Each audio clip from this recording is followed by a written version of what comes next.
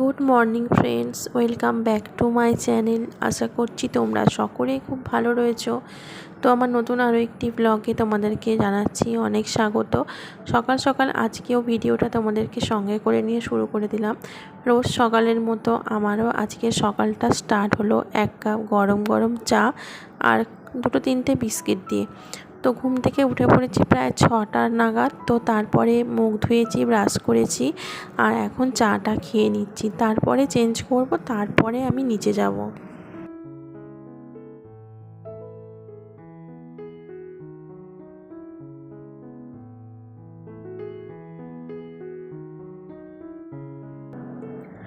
জামা কাপড় আমার ছাড়া হয়ে গিয়েছে আর জামা কাপড় ছেড়ে সোজা চলে এলাম দোকানে। দোকানটা এখন শাটারটা তুলে দিয়েছি। তারপরে এই যে দেখো দোকানের বেঞ্চটা বাইরে বার করে দিলাম, কারণ দোকানটা এবার খুব ভালো করে পরিষ্কার করব। আর ঘড়ির কাঁটা এখন প্রায় সকাল 7:30 বাজে। তো ঠিক টাইমে দোকানটা আজকে একদম পারফেক্টলি খুললাম।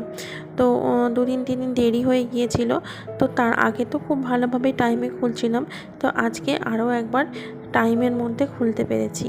আর এখানে কলে তো রোজ সকালে 6টার সময় জল দিয়ে দেয়, আর জল চলে এসছে, বালতিটা বসিয়েও দিলাম। তো পাশে জলটা ভর্তি হতে থাক, আমি দোকানটা এক্ষুনি ধোয়াবো আর মুছবো ঘরটা। তার আগে সুন্দর করে ঝাঁটটা দিয়ে দিই, ঝাঁটটা দিয়ে দিয়ে গোটা ঘর দালানগুলো মুছে নেবো।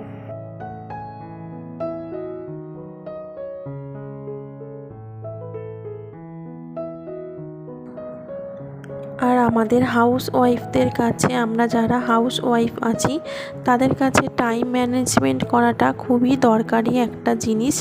কারণ টাইম ম্যানেজমেন্ট করে যদি কাজ না করা যায় তাহলে কাজের মাথা মুন্ডু কিছুই পাবো না, কাজের কুল কিনারা খুঁজে পাবো না।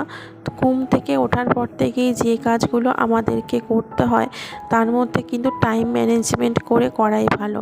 তার মানে যখন কোন সময় কোন কাজটা করতে হবে সেটা মাথার মধ্যে অবশ্যই রেখে তারপরেই সেই কাজে নামা দরকার। যেমন ধরো এই যে ঘর দালান ঝাঁট মোছা, এইগুলো সকালবেলা একেবারে প্রাতঃকালে হয়ে গেলে খুবই ভালো। তারপরে ঠাকুরের পুজো, এই যত রোদ উঠবে বেলা বাড়বে তখনই কাজ করতে গেলে কিন্তু ভীষণই সমস্যা হবে। তাই চেষ্টা করব টাইম ম্যানেজমেন্ট করে কিভাবে আমি কাজগুলো একটার পর একটা গুছিয়ে করে থাকি। তো এই গরমের মধ্যেও মাথা ঠান্ডা করে কাজটা আমাদেরকে করে নিতে হয় ভাবনা চিন্তা করে। যেমন ধরো সকালবেলা যেহেতু চেঞ্জ করা হয়ে গেছে সেই জন্য আর কোনো চিন্তা নেই। এবার দোকানটা ধোয়া মোছা হয়ে গেলে ঠাকুরের সেবাটা অনায়াসে আমি দিয়ে দিতে পারবো, আর কোনো অসুবিধাই হবে না, আর কোনো দ্বিধাই হবে না। তো যাই হোক, আমাদের হাউস ওয়াইফদের ক্ষেত্রে এটা কি হয় বলো তো, সকালবেলা চেঞ্জ বা স্নানটা সকালবেলা করা থাকলে যে কোনো কাজ আমরা অনায়াসেই টপাস করে নিতে পারি। আর যতক্ষণ চেঞ্জ না হচ্ছে ততক্ষণ কিন্তু কোনো কাজেই হাত দিতে পারি না। তো আমার ক্ষেত্রে সেটা হয় না কোনো দিনই। আমি নয় ঘুম থেকে উঠে চেঞ্জ করে নিই, নয় ঘুম থেকে উঠে চান করে নিই। তো আজকে সকালের আকাশটা দেখো তোমরা। তো নিচের কাজগুলো কমপ্লিট করে নিয়ে তারপরে আমি 3তলায় এসে দেখি না আকাশটা এত সুন্দর লাগছে। একটু মেঘ আছে বটে, আর বাইরের দৃশ্যটা সত্যিই ভীষণ সুন্দর। আর ছাদে আসলে তো একটু মনটা অন্যরকমই হয়ে যায়, কারণ চারিদিকে তাকালে বাইরে সবুজ গাছগাছালি দেখতে পাই, পুকুর দেখতে পাই, রাস্তা দেখতে পাই।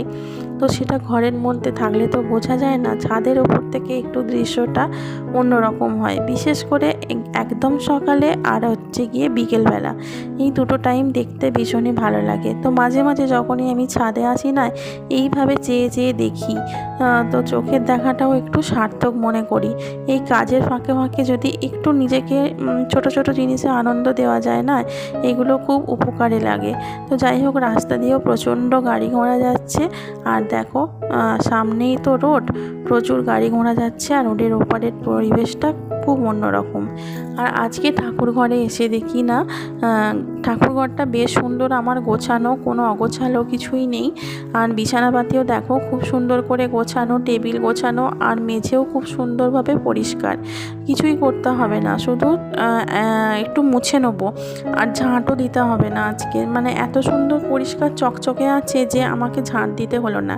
দেখো বালতিতে জল ভিজিয়ে নিয়েছি, মানে জল নিয়ে নিয়েছি, আর তারপরে এই যে নেতার মতন করে ডুবিয়ে ডুবিয়ে ডুবিয়ে ডুবিয়ে সারা ঘর মানে রুমটা এইভাবেই পরিষ্কার করে নেবো। খাটের তলাটা তো করতে পারি না, খাটের তলার চারিপাশটা যেটা ফাঁকা থাকে সেইখানে আমি এভাবে এই ঘরটা এভাবেই মুছে থাকি, যখনই মুছি তখন এইভাবেই মুছে থাকি।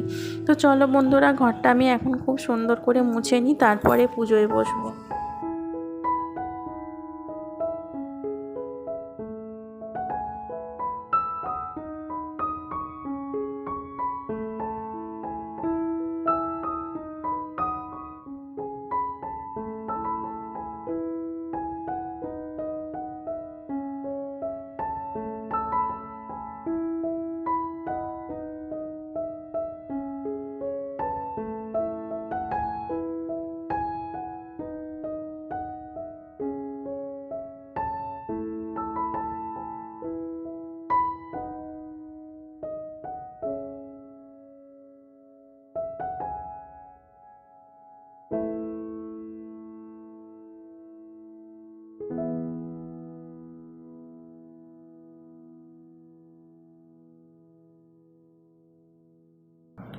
ঠাকুরের পুজো দেওয়া কমপ্লিট করে দোতলায় নেমে এলাম, আর তারপরে নেমে এসে আমি ব্রেকফাস্টটা করে নিচ্ছি।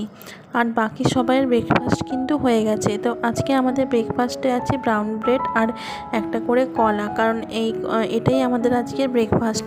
আর মেয়ে শুধু ম্যাগি খেয়েছে, ছোটো মেয়ে ম্যাগি খেয়েছে, বাদ বাকি আমি, আমার বাবা, আমার বড় মেয়ে এইটাই আজকে ব্রেকফাস্ট করেছি।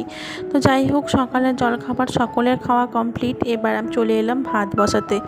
তো ঘড়ির কাঁটা প্রায় 12:30 মতন বেজে গিয়েছে, অনেকটাই বেলা। তো ভাতটা এখন বসিয়ে দিচ্ছি। আর আজকে সেরকম খুব ভারী ভারী রান্না করব না, তো ভাবলাম একবার নিরামিষের ওপরেই রান্নার আইটেমগুলো রাখবো। আজকে কোনো মাছ, ডিমটা হবে, মাছ মাংস কিছু রান্না হবে না, কারণ ফোন করেছিলাম একজনকে মাংস পাঠানোর জন্য, কিন্তু তাদের ঘরে মনে হয় নেই, মানে দেশি মুরগি নেবো বলে একজনকে ফোন করেছিলাম, সে আমাকে জানাবে বলে এখনও পর্যন্ত জানায়নি। তো সেই জন্য সেরকম রান্নার আইটেমটা এত বেলা হয়ে গেছে, ওর জন্য অপেক্ষা করে করে আর সেরকম কিছু ভালো লাগছে না। তো এই যে ডাঁটা কাটছি দেখতে পাচ্ছ, ডাঁটাটা বাজার থেকে 2-3 দিন আগেই আনা হয়েছিল। তো ডাঁটা দিয়ে আলু দিয়ে করব ঝোল ঝোল মতন একটু পোস্তর তরকারি, তার সঙ্গে করব পটল ভাজা, তার সঙ্গে করব উচ্ছে আলু বেগুন দিয়ে একটা তেতো। তো যাই হোক, এই হলো আজকে আমাদের দুপুরের লাঞ্চের মেনু। তার সঙ্গে থাকবে ডিমের অমলেট। ভাত আমার এখানে ফুটে গিয়েছে, ভাতটা দেখো নামাবো, সেই জন্য আর একটু দেখছি, আর একটু বাদে নামিয়ে দেবো। একটু আগে থেকে নামালে ভাতটা বেশ ঝরঝরে লাগে।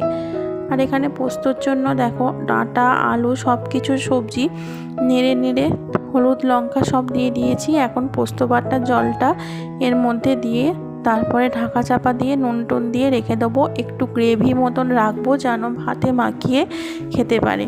আর ডালটা আমি আর করছি না, ডালটা আজকে স্কিপ করে গেলাম। তো চলো বন্ধুরা, তরকারিটা তো এপাশে বসিয়ে দিলাম, এইটা হতে থাক। আর ওপাশে দেখি কি কাজ আছে, সেই কাজগুলোকে আমাকে এখন করতে হবে।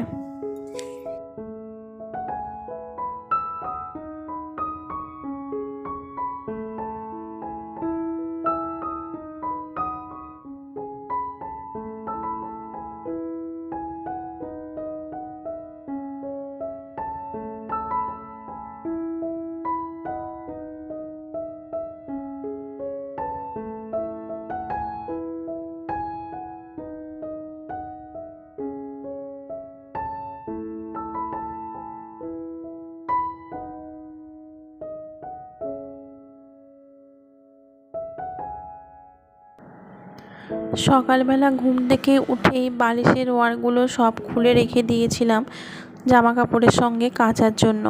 তো সেগুলি তো কেচে সব মেলা হয়ে গিয়েছে। আজকে এখনও জামা কাপড় তুলে আনিনি ছাদ থেকে, অন্যদিন একেবারে পুজো করে তুলে আনি। আজকে পুজো করে আর যাওয়ার মতো সময় হয়নি, কারণ অনেকটা বেলা হয়ে গিয়েছিল, আমাদের খাওয়া দাওয়া করতে হবে, তার জন্য রান্না করতে হবে, সেই জন্য আজকে আর ছাদে যাইনি। তো দেখি বিকেলের পর যখন সন্ধে দিতে যাব তখন ছাদ থেকে একেবারে সমস্ত জামা কাপড়গুলো তুলে নিয়ে আসবো। তো কাঁচা বিছানার বালিশের ওয়ারগুলো এখন পরিয়ে দিচ্ছি। এটা চাদরেরই ম্যাচিং করা, মানে চাদরের ম্যাচেরই আর কি বালিশের কভারগুলো, এইগুলো বালিশের মধ্যে ঢুকিয়ে দিলাম। আর এই যে বালিশগুলো এখানে সুন্দর করে গুছিয়ে রেখে দিচ্ছি। আর চলো বিছানাটা তুলে নিই, বিছানাটা এখনও তোলা হয়েছিল না। তো ওই ঘরের বিছানাপত্র সব কিছু আমার তোলা হয়ে গিয়েছে। তো এই যে এই ঘরের বিছানাটা এখন তুলে ঘর ঝাড় দেবো, ঘর মুছবো। তো চলো একেবারে দুপুরে রান্না বান্না খাওয়া দাওয়া সব কিছু সারার পর চলে এলাম রাতে। তো এখন প্রায় ঘড়িতে 9:45 বাজে। আর সন্ধেবেলা আমি একটু বেরিয়েছিলাম, আমার একটু দরকার ছিল।